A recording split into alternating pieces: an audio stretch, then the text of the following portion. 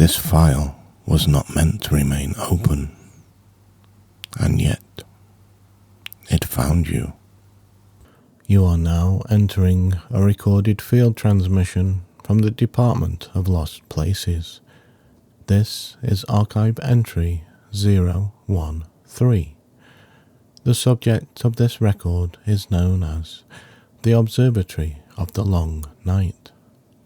Of all locations currently maintained within department archives, few have inspired more speculation among surveyors. Not because its purpose is unclear, but because its purpose appears deceptively simple. It is an observatory, it observes. Yet what it observes remains a matter of considerable debate. The structure is said to stand upon a remote plateau beyond the reach of ordinary maps. Its exact location remains unknown.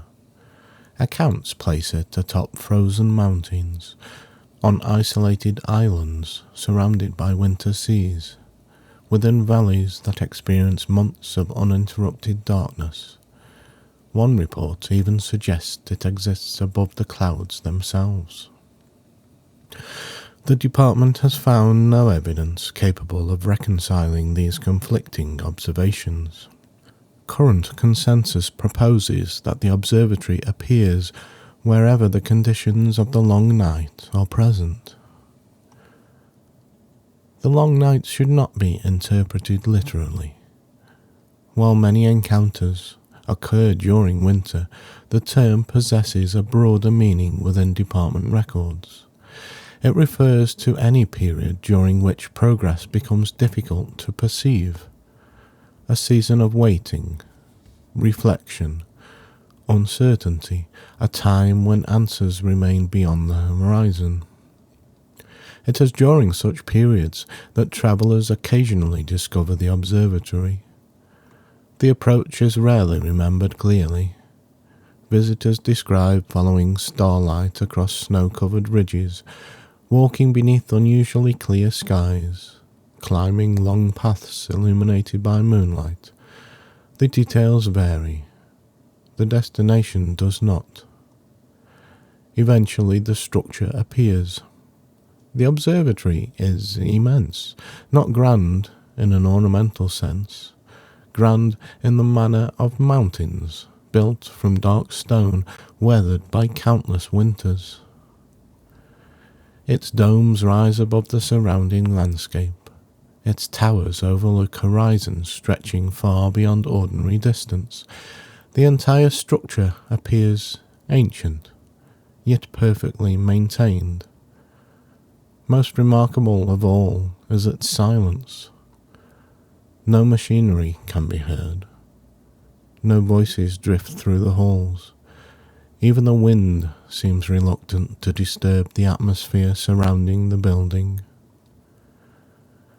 The main entrance bears a simple inscription carved into stone. The stars are patient.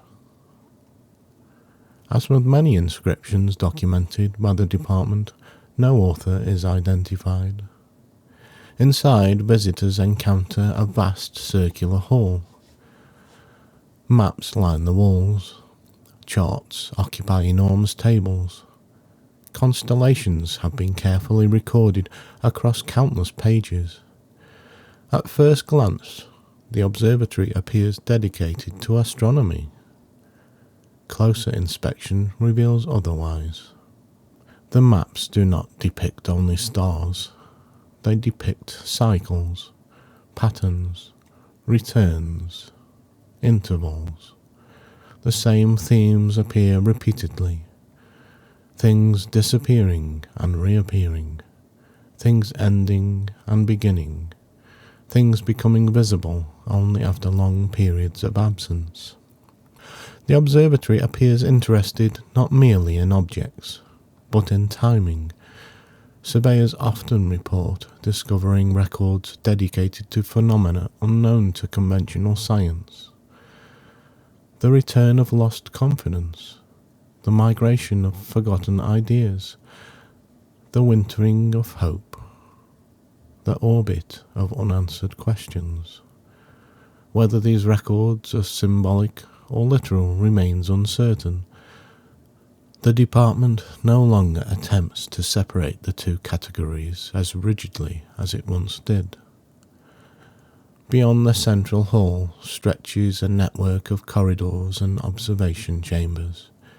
Each chamber contains a telescope, yet no two telescopes appear identical. Some are brass instruments of extraordinary craftsmanship, others seem impossibly ancient. A few are constructed from materials not yet identified. The telescopes share one unusual characteristic. They do not always point towards the sky. Several face distant mountain ranges. Others overlook frozen lakes. One documented instrument was directed towards a single candle burning within an otherwise empty room. Visitors who look through these telescopes report unusual experiences. They do not see different places. They see different scales. A snowflake becomes as complex as a galaxy. A coastline resembles a constellation. A single lantern shines like a distant star. The observatory appears capable of revealing connections between things normally considered separate. One surveyor described the experience as, "The telescope did not magnify objects. It magnified significance." The department continues to regard this as a highly valuable observation. The most frequently documented chamber lies beneath the largest dome. Surveyors refer to it as the Chamber of Winter Stars. Unlike the rest of the observatory, the chamber contains almost no equipment, only a vast opening above, a circular floor of polished stone, and a sky unlike any recorded elsewhere. The stars visible here appear unusually bright, not because they are larger, because they seem closer. Visitors often remain within the chamber for extended periods, hours, occasionally entire nights, simply watching. Many report observing constellations unknown to modern astronomy, patterns that appear meaningful despite their unfamiliarity. The lantern keeper, the returning path, the bridge of snow, the patient horizon. The department has been unable to verify these constellations outside the observatory, yet descriptions remain remarkably consistent. One theory suggests the stars do not represent celestial bodies at all. They may represent experiences, guides for navigating periods of uncertainty, maps for travelers moving through difficult seasons.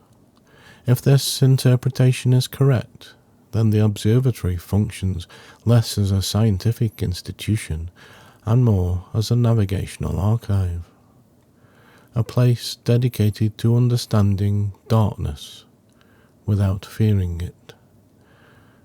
Near the summit of the tallest tower lies a room rarely discussed within official reports.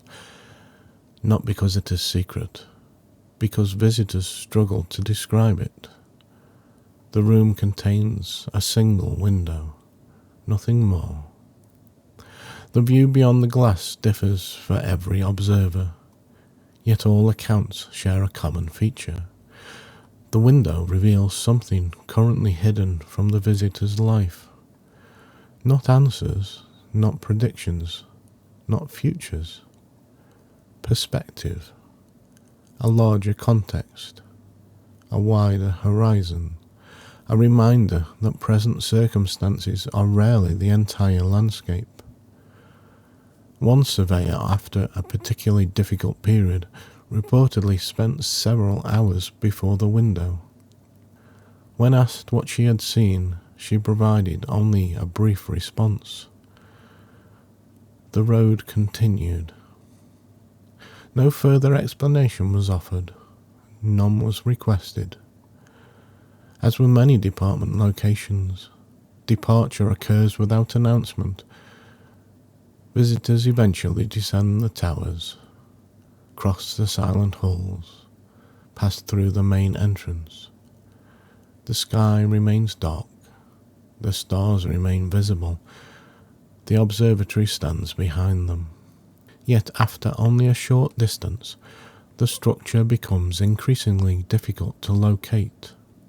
Snowfall, mist, distance, something obscures it. When travellers look back again, it is gone. Only the night sky remains. And perhaps that is fitting. The observatory appears less interested in being remembered than in changing how visitors observe. The department classifies the Observatory of the Long Night as Type Celestial Observation Site, Temporal Perspective Archive, Winter Navigation Facility, Access Level Rare, most frequently encountered during prolonged periods of uncertainty, reflection, or personal transition. Final note from the archivist. People often speak of dark periods as though darkness itself were the problem. The observatory proposes another possibility. Darkness is also what allows stars to become visible. The night sky does not create constellations, it reveals them. Perhaps difficult seasons operate similarly, not by giving us answers, but by removing distractions long enough for certain truths to emerge.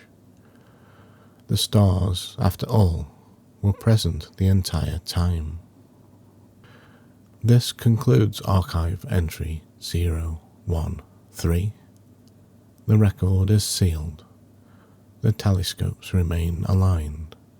The long night continues. End transmission.